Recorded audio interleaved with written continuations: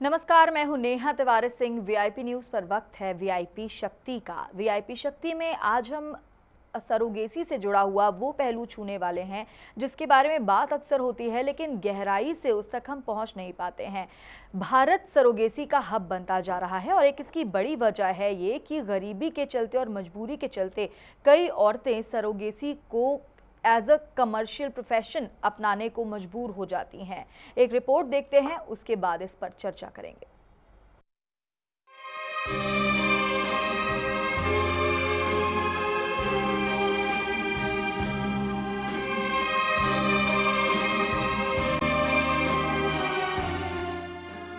भगवान के बाद कोई है तो वो है माँ।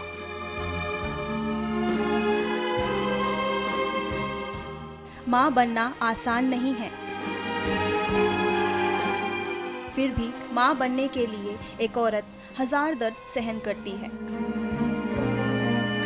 लेकिन कुछ औरतें ऐसी भी हैं जिन्हें ये सुख नहीं मिलता। ये सुख पाने के लिए वो सहारा लेती हैं सरोगेसी का। इसे हम किराए की कोख कहते हैं। सरोगेसी उन माताओं के लिए वरदान से कम नहीं है जो कभी मां नहीं बन सकती। वो दूसरों की कोख का सहारा लेती हैं। क्यों करती हैं सरोगेट्स ऐसा? ये माएं मजबूरी में ये रास्ता अपनाती हैं। लेकिन क्या इन सरोगेट्स मदर का ख्याल रखा जाता है? क्या उनकी देखरेख कोई करता है? ऐसे ही सरोगेट्स मदर के लिए एक मुहिम छेड़ी है वंश सरोगेसी सेंटर ने।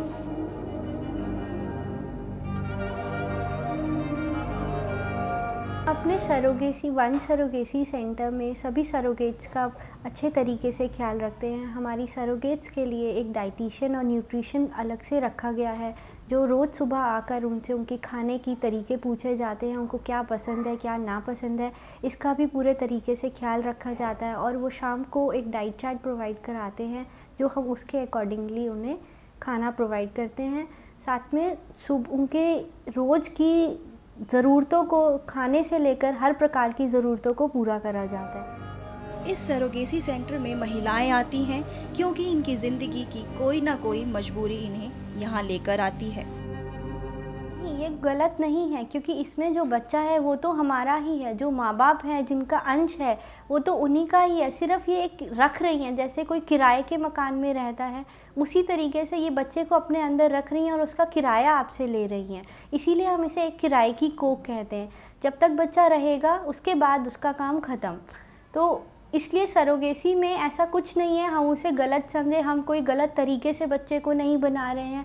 हमारा बच्चा ट्यूब में बन रहा है, हमारा इन्हें डॉक्टर्स के द्वारा डाला जा रहा है। डॉक्टर डालने से पहले ये भी चेक करते हैं कि इनके अंदर कोई इनकी पुरानी प्रेगनेंसी तो नहीं है।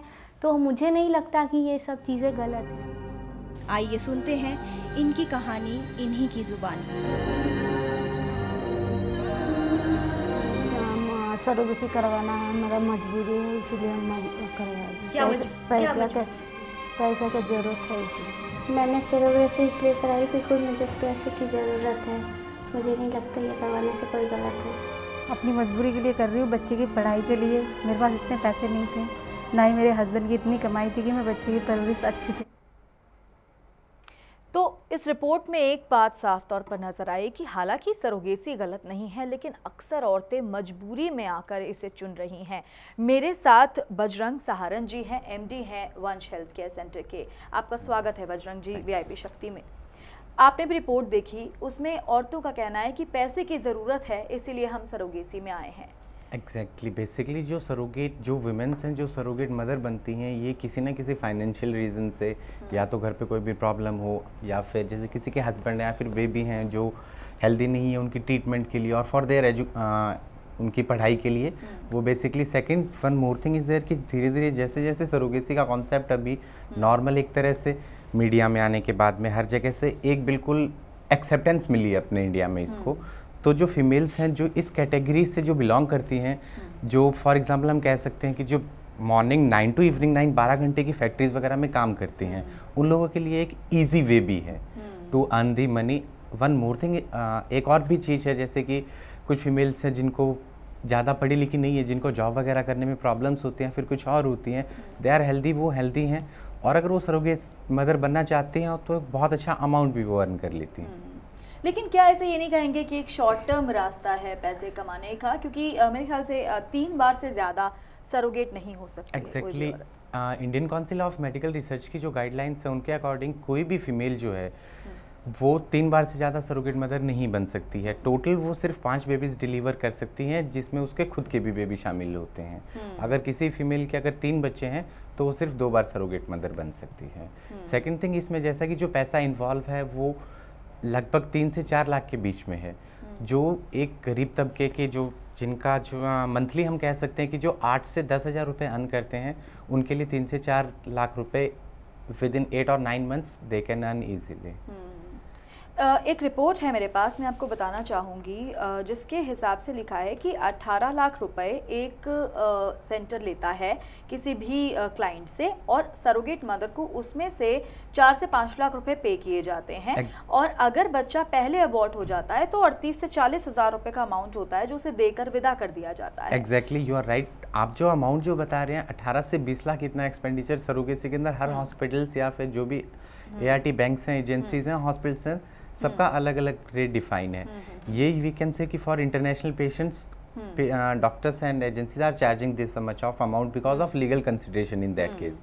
सेकंड थिंग, जैसे जो एक नॉर्मल अगर हम सरोगेसी का एक्सपेंस मानते हैं, जिसमें IVF जो टेस्ट ट्यूब भी जो बहुत ही कॉस्टली या फिर बहुत खर्चीला एक प्रोसीजर है, IVF की जो कॉस्ट होती है that is somehow around 2 lakh rupees, जिसका 2 लाख रुपए खर्चा आ जाता है। उसके अलावा अगर हम सरोगेट को भी अगर 4 लाख कंपनसेशन जाती है, total comes to 6 except this delivery, ultrasound, medication और उनका 9 महीने का जो न्यूट्रिशन है उसकी भी कॉस्ट आती है। अच्छा, तो बिकॉज इसमें advocate parties, surrogate agencies, doctors, legal team, so a lot of pupils are involved in this, that's the main reason कि जो कॉस्ट है वो हाई आ जाती है, और ये करीबन और सरोगेट मदर्स के लिए शायद 3 से 4 लाख रुपए का अमाउंट बहुत बड़ा है।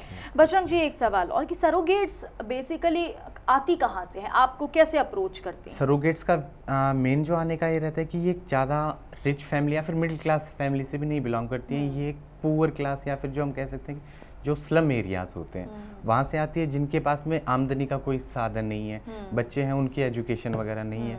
तो एक ये नया ट्रेंड स्टार्ट हो रहा है कुछ ऐसे पर्टिकुलर एरिया में जहाँ पे लोगों के पास में कोई इनकम का या फिर अर्न करने का मैक्सिमम, अगर हम दिल्ली NCR का अगर सिनेरियो देखते हैं, most of the surrogates are from North India, जिसमें सबसे ज़्यादा जो नंबर है that is from Bihar, UP, MP, कुछ अभी धीरे धीरे हरियाणा से भी सरोगेट्स आना स्टार्ट हुई हैं और राजस्थान से भी स्टार्ट हुई हैं। तो एक तरह से हम कह सकते हैं नॉर्थ इंडिया मैक्सिमम सरोगेट जो हैं वो नॉर्थ इंडियंस ही हैं। चलिए बजरंग जी, एक छोटा सा ब्रेक हमें यहाँ पर फिलहाल लेना पड़ेगा, और ब्रेक के बाद जब लौटेंगे तो कुछ और बात करेंगे। देखते रहिए VIP शक्ति।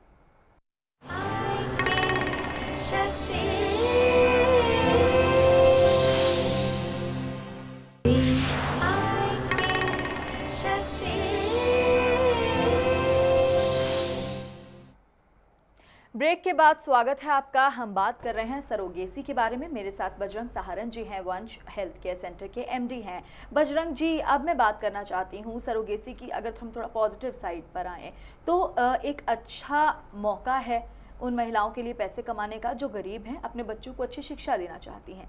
इसमें कुछ ऐसे पहलू हैं जिनके बारे में आपसे जानना चाहेंगे कि सबसे पहली बात, इसमें मनी प्रोसीजर क्या होता है, पेमेंट किस तरह से की जाती है? इसमें जैसे कि मैंने बताया, एजेंसीज को जो पेमेंट जाती है सरोगेट्स के लिए वो एक लमसम अमाउंट रहता है, that is not more than 6 to 7 lakhs, जिसमें सरोगेट को जो कंपनसेशन जो जाता है वो that is through agency only, ART bank जिनको ICMR ने डिफाइन किया, Indian Council of Medical research ने। उसके अलावा जो क्लिनिकल जो प्रोसेस होता है, फॉर एग्जांपल IVF की जो मैंने आपको बताया था कि बहुत कॉस्टिंग आती है, that is somehow around 2 lakh rupees, तो 2 लाख रुपए वो हॉस्पिटल्स में जाता है, ART क्लिनिक्स में जाता है। जैसे फॉर एग्जांपल कोई भी हॉस्पिटल जो IVF कर रहा है, IVF की कॉस्ट उसी डॉक्टर के पास जाती है। उसके अलावा जो अल्ट्रासाउंड है, मेडिकेशंस हैं, डिलीवरीज हैं, या फिर जो एंटीनेटल केयर है, वो जो पेशेंट होते हैं, इंटेंडेड पेरेंट्स जो हम बोलते हैं, वो they pay directly to the hospital only. Agency को वो जस्ट एक लीगल पार्ट का और सरोगेट के लिए कंपनसेशन जो है वो एजेंसीज को पे कर सकते हैं। एग्जैक्टली। ART बैंक्स आपने कहा, ये क्या होते हैं? ART banks as per Indian Council of Medical Research, इन्होंने 2 एंटिटी बनाई हैं। One is ART clinic, ART का फुल फॉर्म जो रहता है वो असिस्टेड रिप्रोडक्टिव टेक्निक रहता है। वन इज ART क्लिनिक जो क्लिनिकल पार्ट देखते हैं, second one is ART banks जो थर्ड पार्टी रिप्रोडक्शन, इसमें एक वर्ड यूज होता है। थर्ड पार्टी रिप्रोडक्शन के अंदर डोनर्स, उसाइड डोनर्स और मेल डोनर्स, उसके अलावा जो सरोगेट्स होती हैं इन सब का अरेंजमेंट करना, इनकी केयर करना और इनका जो भी लीगल डॉक्यूमेंटेशन या सर्चिंग से लेकर एंड तक का ये ART बैंक्स की रिस्पॉन्सिबिलिटी रहती है। जो ड्यूटीज़ हैं जो ICMR ने मैंडेट की हुई हैं। कुछ टाइम पहले ऐसे होता था जैसे डॉक्टर्स खुद डायरेक्ट सरोगेट्स जैसे हायर करते थे जो IVF स्पेशलिस्ट हैं, बट इन 2010 एक बिल जो अभी बिल ही है, एक इसमें कुछ अमेंडमेंट्स हुई थी इस बिल के अंदर। तो ICMR ने क्लियर कट ये मेंशन किया था कि सरोगेट का जो सर्च होगा, सरोगेट की जो केयर होगी, सरोगेट्स को जो मेडिकेशन जा रही है या फिर उसका जो प्रॉपर जो केयर है वो ART बैंक्स की responsibility, not of ART clinic. इसके अलावा एक पहलू ये भी है कि अगर सरोगेट मैरिड है, क्या उसका मैरिड होना जरूरी है? कि वो मैरिड हो। कोई अगर अनमैरिड लड़की चाहे वो सरोगेसी पर आए तो वो नहीं आ सकती। कुछ गाइडलाइंस आई हैं, जैसे ICMR ने जो कुछ गाइडलाइंस जो दी हुई हैं उसके अंदर की जो सरोगेट की जैसे कि उम्र होनी चाहिए that should not more than 35, वो 21 से 35 के बीच में होनी चाहिए, वो शादीशुदा होनी चाहिए और एक प्रूवन फर्टिलिटी होनी चाहिए कि जिसके खुद के एक एटलीस्ट खुद का एक बच्चा हो, एक बच्चा कम से कम होना exactly, वो ही सरोगेट माँ बन सकते हैं। यानी कि ये कंडीशन है सरोगेट मदर बनने के लिए कि आपका खुद का एक बच्चा होना चाहिए प्लस आप शादीशुदा हो। अगर डिवोर्सी हैं उस केस में क्या? डिवोर्सी अगर उनके पास गवर्नमेंट सर्टिफिकेट है डिवोर्सी का, then they can become a surrogate mother. Otherwise without husband के कंसेंट के सरोगेट मदर नहीं बन सकती। यानी हस्बैंड का कंसेंट बहुत जरूरी है। या दैट इज मैंडेटरी, जो एक लीगल ड्राफ्ट का एक बहुत मेन पार्ट होता है। अगर कोई भी सरोगेट मदर बनना चाहती है तो एक प्रोसेस में टोटल जो एग्रीमेंट होता है वो सरोगेट मदर और इंटेंडेड पेरेंट्स के बीच में जो ओरिजिनल माता पिता हैं जिनके जीन्स यूज किए जा रहे हैं, सरोगेट मदर है और उसके हस्बैंड का कंसेंट रहता है। उसके अलावा एक जो कंसेंट एंडोर्समेंट जो रहती है वो जो डॉक्टर IVF कर रहे हैं, जिन्होंने शुक्राणु और जो एग्स हैं जो मेल और फीमेल पार्टनर के लिए हैं, उनको फर्टिलाइज करके जो एम्ब्रियो ट्रांसफर जो किया जा रहा है वो सरोगेट मदर में किया जा रहा है। तो एक डॉक्टर अपनी तरफ से एक डिक्लेरेशन देता है। और एम्ब्रियो ट्रांसफर के कितने दिन में रिजल्ट आ जाता है? अराउंड 15 to 20 डेज, 15 से 20 दिन के अंदर प्रेगनेंसी कंफर्म हो जाती है। धड़कन आने में लगभग 1 महीना और लग जाता है। उसके बाद चलिए सिलसिला शुरू होता है। जो सरोगेसी सेंटर्स होते हैं वहाँ पर महिलाएं रहती हैं, उनकी देख रेख होती है, न्यूट्रिशन का अच्छी तरह से ध्यान रखा जाता है, डॉक्टर्स होते हैं। लेकिन इस बीच अगर उनके घर में कोई मजबूरी आ जाए तो क्या छुट्टी मिल सकती है? छुट्टी मिल सकती है। देखो इस चीज़ के अंदर बिकॉज कहीं भी ICMR ने जो गाइडलाइंस निकाले उसमें कहीं भी इस चीज़ का जिक्र नहीं किया हुआ कि सरोगेट को एक तरह से हम कह सकते हैं कि वो भी एक नॉर्मल फीमेल्स हैं।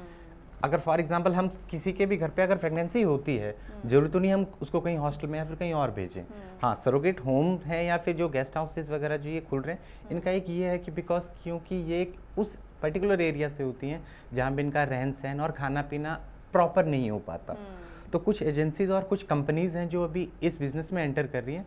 Basically the reason is that कि हाँ जस्ट उनको एक प्रॉपर डाइट जाए, प्रॉपर न्यूट्रिशन जाए, और जिस एग्जैक्टली और जो कपल है, जो नीडी कपल है, जो किसी भी वजह से कंसीव नहीं कर पा रहा है या फिर रिपीटेड मिसकैरेज या फिर मतलब उनको संतान नहीं प्राप्त हो पा रही है, तो उसके लिए एक तरह से कह सकते हैं कि सोशल वेंचर भी है। एक सवाल और यहाँ पर ये बताइए डॉक्टर कि अगर कोई सरोगेट है वो गई अपने घर छुट्टी लेकर, आपने कहा कुछ दिन के लिए जा सकती है, उस बीच अगर कोई एक्सीडेंट हो जाता है या कुछ अनहोनी घटना घट जाती है, उसकी जिम्मेदारी किसकी होती है? देखो इसमें जिम्मेवारी वाली वजह से आप पूछ रहे हैं नेहा जी, कोई भी, क्योंकि ये कुछ भी इसमें फिक्स्ड नहीं है, मेडिकल थिंग है, बिल्कुल कभी भी मिसकैरेज भी हो सकता है। सारी प्रेगनेंसीज नॉर्मल फैमिलीज में भी सारी प्रेगनेंसी स्मूथ नहीं चलती हैं, मिसकैरेज और वो कह सकते हैं कि कुछ ना कुछ अगर कोई भी दुर्घटना अगर हो जाती है तो ये है कि अल्टीमेटली दोनों पार्टीज को ही लॉस है। जो इंटेंडेड पेरेंट्स हैं उनके लिए जो कह सकते हैं, क्या कोई फाइनेंशियल कॉम्पनसेशन उस केस में दिया जाता है? सरोगेट को दिया जाता है। सेकंड एक और चीज मैं आपको बताना चाहता हूँ कि जब भी कोई भी सरोगेसी का केस जब स्टार्ट होता है तो एक ये म्यूचुअल अंडरस्टैंडिंग होती है इंटेंडेड पेरेंट्स और सरोगेट और उसके हस्बैंड की, तो ये एक आपसी समझौता, क्योंकि बहुत लंबा टाइम रहता है। बिल्कुल। दूसरा एक जो कपल हैं जो ये करवा रहे हैं उनकी जिंदगी का शायद ये सबसे बड़ा फैसला होता है, तो बहुत सोच समझ के सरोगेट से मिलने के बाद ये फैसला लेते हैं, उसके बाद ये फैसला करते हैं कि हमें यही सरोगेट मदर चाहिए या फिर कोई और चाहिए। देखा जाता है कि वो उतनी जिम्मेदार है कि नहीं है कि बच्चा संभाल सके। चलिए एक और छोटा सा ब्रेक हमें लेना पड़ेगा, ब्रेक के बाद वापसी होगी तो करेंगे कुछ और बातों पर बातचीत।